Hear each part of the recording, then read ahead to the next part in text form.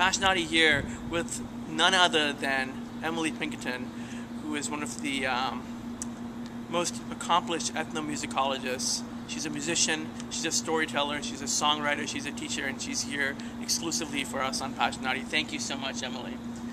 So Emily, how did you go from Valparaiso, Indiana to Valparaiso, Chile, and what was it like studying music and waking up with earthquakes going on?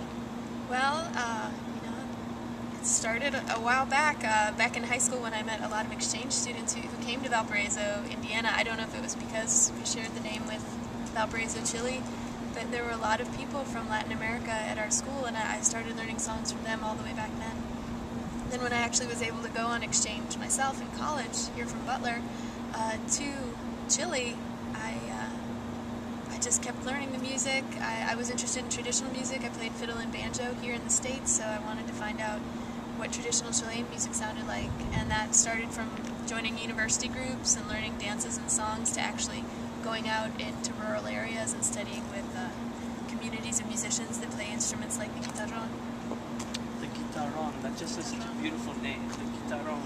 So, when your music spans all the way North America, South America, Appalachia to Andean, how do you find Emily's ground in this massive space?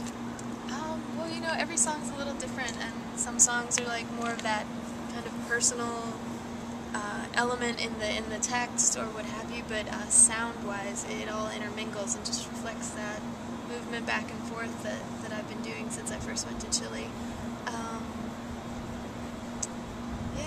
So really trying to create a base that has specific roots and specific traditions, but then letting it free as well, letting it find its own place. Awesome. So tell me about the role of stories in your music.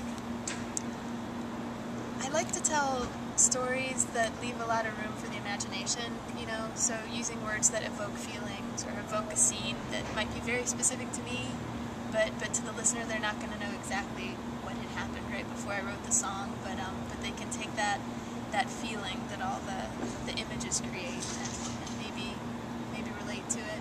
But I like to kind of evoke scenery that I liken to different emotions. So there's a lot of room.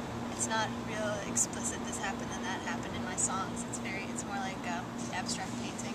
So you're almost leaving space for people to fill in, or blanks for people to fill in with their own lives. Totally. Wow. Now, and my last but most important question for you is, how did you build, tell us a little bit, or maybe it's even advice, how did you go about building a life around your passion? I can remember back to my Butler days thinking, you know, rule number one is start with what you love, you know. You have a lot of people telling you major in this, major in that, this is more practical, but I said to myself, well, you know what, I'm just going to do what I love, and that was learning languages and learning music. And I somehow found a way to just keep that going and make a living while I'm doing it between teaching and performing. So if you have that energy, it'll carry you through whatever the circumstances are. All right, excellent. And how can people find your music online? EmilyPinkerton.com. We're also doing a lot of activities in Pittsburgh to benefit Chilean earthquake victims, so there's information at ChileanBenefit.com as well. EmilyPinkerton.com and ChileanBenefit.com to find Emily's music. Thank you again, Emily, and we'll be back with a song.